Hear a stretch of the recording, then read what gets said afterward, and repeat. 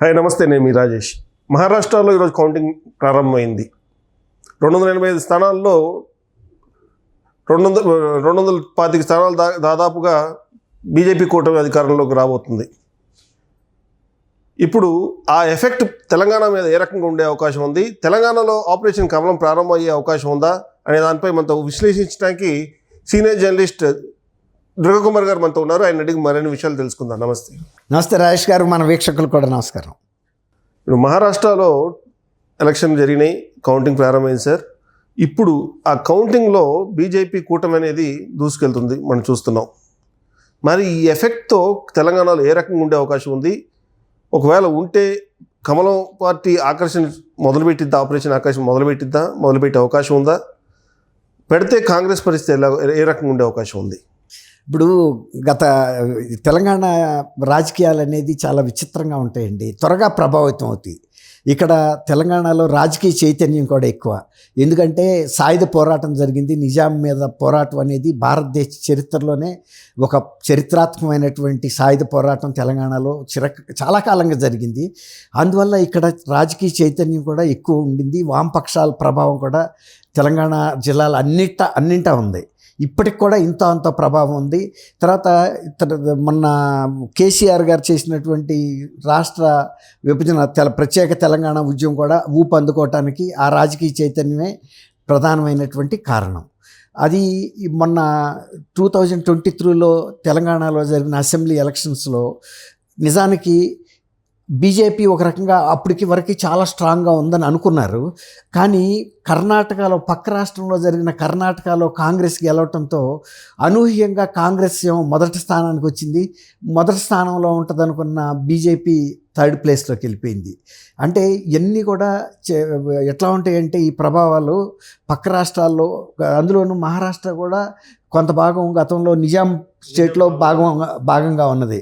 ఈ బీదర్ ఇవన్నీ కూడా చాలా, నాందేడు ఇవన్నీ కూడా అప్ టు నాగపూర్ వరకు కూడా నిజాం స్టేట్లో ఉంది. ఆల్మోస్ట్ ఒక రకంగా చెప్పాలంటే హైదరాబాద్ పాత హైదరాబాద్ రాష్ట్రం ఇవన్నీ భాగాలు కర్ణాటకలో కానీ మహారాష్ట్రలో కొంత భాగం, తెలంగాణ కలిపినప్పుడు హైదరాబాద్ స్టేట్ అనేవాళ్ళు ఆ రోజుల్లో దాన్ని. అట్లా ఇప్పుడు కూడా హైదరాబాద్ కర్ణాటక అంటారు, గుల్బర్గా హైదరాబాద్ కర్ణాటక అంటారు. ఎందుకంటే వాళ్ళకి బెంగళూరుకి దూరం, హైదరాబాద్కి దగ్గర. కల్చరల్గాను, భాషాపరంగాను, తర్వాత జీవన ప్రమాణాల్లోనూ అన్నీ కూడా ఇది తెలంగాణకి దగ్గరగా ఉంటాయి అన్నమాట. ఇవన్నీ నాగరిక సంస్కృతి పరంగా. రాజకీయంగా కూడా ఎక్కువగా ప్రభావితం అయ్యే రాష్ట్రం దాని వలన తెలంగాణ. అది అటు కర్ణాటకలో జరిగే రాజకీయాలు ప్రభావితం చేస్తాయి. మనం చూసాం 2023 అసెంబ్లీ ఎలక్షన్స్లో కాంగ్రెస్ గెలుపుకి ప్రధాన కారణం నైతికంగా ఒక బూస్టర్ అని చెప్పాలి. ఎప్పుడైతే కర్ణాటకలో కాంగ్రెస్ గెలిచిందో ఇక్కడ బాగా ఊపు అందుకుంది. రేవంత్ రెడ్డి ఊపు అందించినప్పటికీ కర్ణాటక కూడా కొంచెం యాడ్ అయింది. కొంత రేవంత్ రెడ్డి లీడర్షిప్ కొంత యాడ్ అయింది. దానితోడు అప్పుడు రాహుల్ గాంధీ, ప్రియాంక కూడా చాలా ప్రత్యేకమైన దృష్టి పెట్టారు. తర్వాత అప్పటికే బీఆర్ఎస్ మీద కొంత పార్టీ ఇన్కంబెన్సీ ఫ్యాక్టర్ ఉండింది, యాంటీ ఇన్కంబెన్సీ.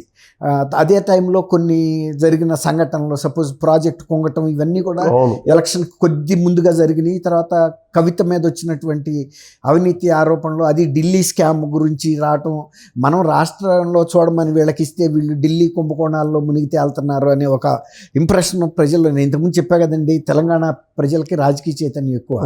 అది 2 సార్లు ఆయనని ఒక తెలంగాణ పితగా గౌరవించి చంద్రశేఖరరావు గారిని ఎక్కించారు. కానీ 3వసారికి అది పనిచేయాల, 2 సార్లకే పనిచేసింది. అసలు చంద్రశేఖరరావు గారు ఏమనుకున్నారంటే తన జీవితకాలంలో తను ముఖ్యమంత్రిగా తనకు ఎదురు లేదు, టీఆర్ఎస్ పార్టీ కూడా తను జీవితకాలంలో ఓడిపోతుందని ఆయన అనుకోవాలి. ఇవన్నీ చూసిన తర్వాత మరి ప్రజాప్రభుత్వంతో ఏర్పడింది, వేరే ప్రభుత్వం. మీరు అన్నట్టు ఊహించని కాంగ్రెస్ ప్రభుత్వం ఏర్పడింది. ఇప్పుడు మహారాష్ట్ర అదే చెప్పబోతున్నాను. మహారాష్ట్రలో కూడా ఇప్పుడు మహాయుతి కూటమి బీజేపీ, ఎన్సీపీ అండ్ శివసేనలో విభజిత వర్గంగా ఉన్నటువంటి షిండే వర్గం ఇంకోటి ఏంటంటే విభజితగా వచ్చిన ఈ రెండు గ్రూపులకి పార్టీ అధికార చిహ్నం ఎన్నికల గుర్తు బాణమును ఇది మన గడియారం గుర్తు అజిత్ పవార్కి వచ్చింది, ఇతనికేమో షిండేకి బాణం గుర్తు వచ్చింది.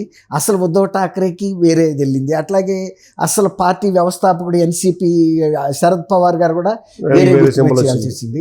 తర్వాత ఇంకోటి ఏంటంటే శరద్ పవార్ గారికి కొంచెం ఏజ్ ఫ్యాక్టర్ కూడా కొంత పనిచేసింది. దీంట్లో ఒకటి చూడొచ్చు, మనం మొన్న లోక్సభ ఎలక్షన్లో చూసినప్పుడు అయితే సరే అప్పుడు కూడా ఏ సింబల్స్ ఇట్లనే విడిపోయినప్పటికీ కాంగ్రెస్ అనే కూటమితోనే ఉన్నారు వీళ్ళు, ఎవరు శరద్ పవార్ కానివ్వండి ఉద్ధవ్ ఠాక్రే. కానీ ఆ రోజు కాంగ్రెస్కే ఎక్కువ వచ్చినాయి, కాంగ్రెస్ కూటమికే ఎక్కువ వచ్చినాయి. సరే ఆ సింబల్ ఎఫెక్ట్ పడింది అనుకోవడానికి కూడా లేదు ఇక్కడ కొంత.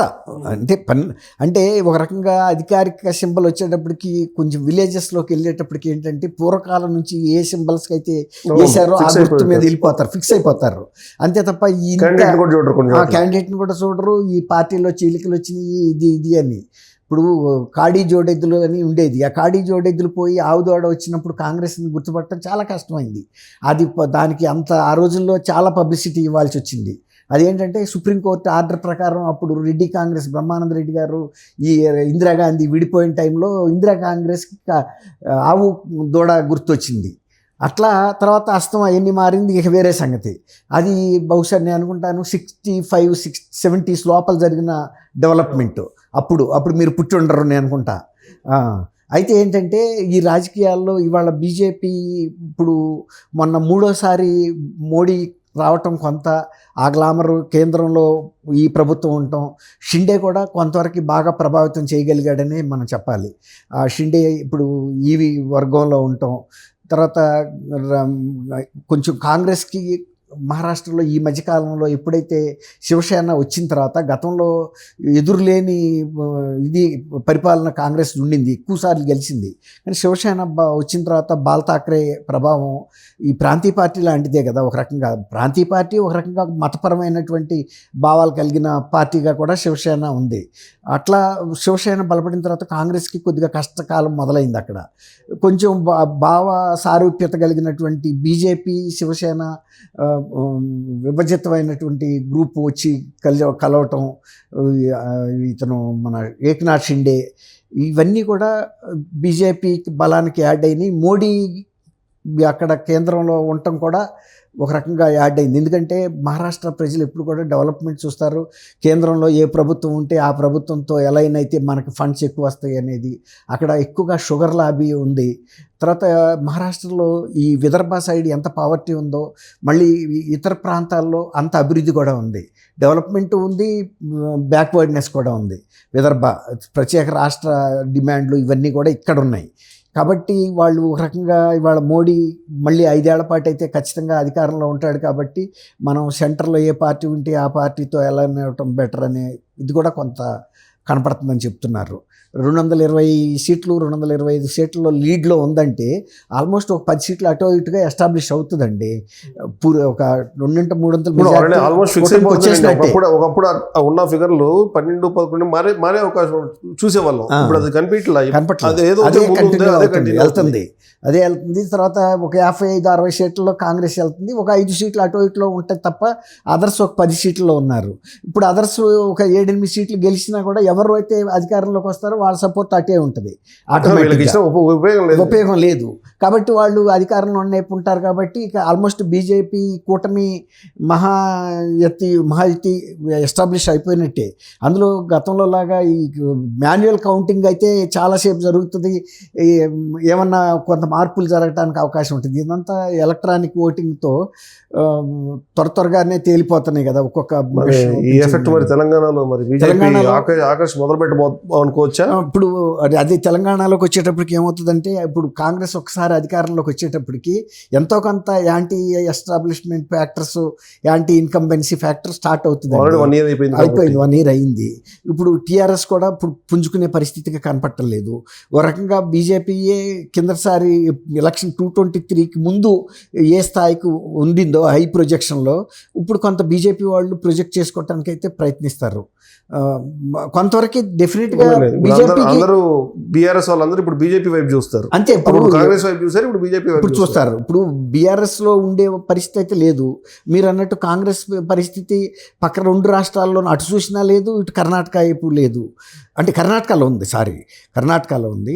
అయితే ఏంటంటే ఇప్పుడు లేటెస్ట్ ట్రెండ్స్ ఇటు ఉన్నాయి కాబట్టి మళ్ళీ బీజేపీ కూడా వీళ్ళు చూస్తారు. తెలంగాణలో బీజేపీ పుంజుకోవడానికి అవకాశం డెఫినెట్గా ఉంటుంది. ఒకటండి యాంటీ ఇన్కంబెన్సీ ఫ్యాక్టర్ ఒకటి, తర్వాత బీఆర్ఎస్ మీదేమో ఇంకా ప్రజల మీద ఇంకా సానుభూతి అనేది ఏర్పడలేదు. అసలు కేసీఆర్ గారు కూడా ప్రస్తుతం డిస్టర్బ్ చేయదలుచుకోవాలి. కాంగ్రెస్ని యథాతథంగా కొనసాగితే దానంతటా అదే కొన్ని తప్పులు చేసినప్పుడు బయటికి రావచ్చు అనేది ఆయన వ్యూహంగా ఉన్నాడు. అది కొంత ఈ కూలింగ్ పీరియడ్ లాగా ఉపయోగించుకుంటుంది టీఆర్ఎస్ ఈ పీరియడ్ని. Okay, cool down period. Right sir, thank you sir. Thank you Rajesh garu, మన వీక్షకులు కూడా నమస్కారం.